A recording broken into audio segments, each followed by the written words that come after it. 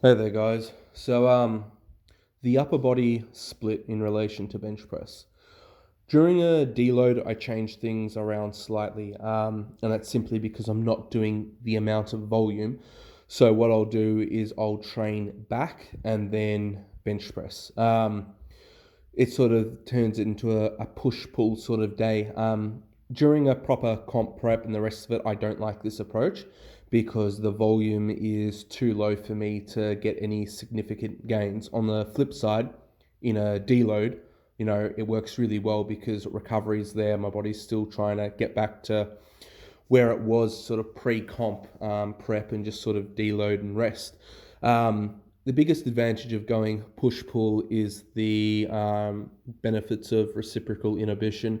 Long story short, just your posture is going to be better.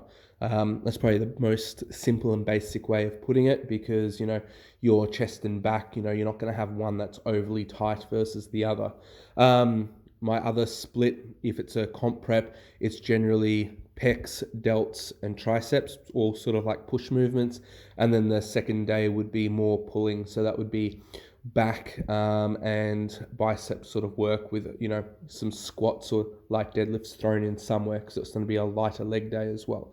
In that regard, it's a little bit more bodybuilding in the style of approach, but the difference again with bodybuilding versus powerlifting will come down to the intensity used. You can use a lot of your bodybuilding movements to help fill in weaknesses in your chain, like the lateral raises, your rear delt flies, everything to help with shoulder health and structure and stability under load. But a lot of people would view a lot of those sort of more isolation movements as strictly bodybuilding versus they have their place in a powerlifting program as a great prehab sort of exercise. And it also gives you a better looking physique as well. Like you want to look like an athlete and perform like an athlete. You just don't want to stick with the big basics. And that was like another thing. When you first start the sport, sticking with just the basics will make you strong, but over time you'll find there's certain little weaknesses and you need to work on them.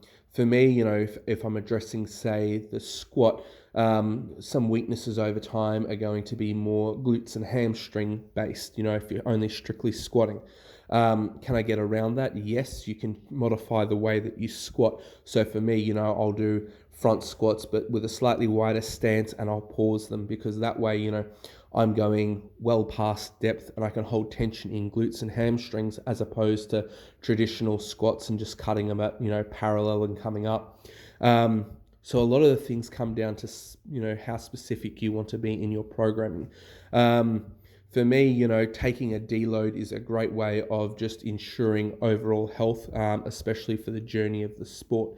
So it's definitely needed. How often should you deload? If it's sort of like an off-season training block, once every 5 to 6 weeks, throw in just a lighter week at 80%. That's essentially your deload.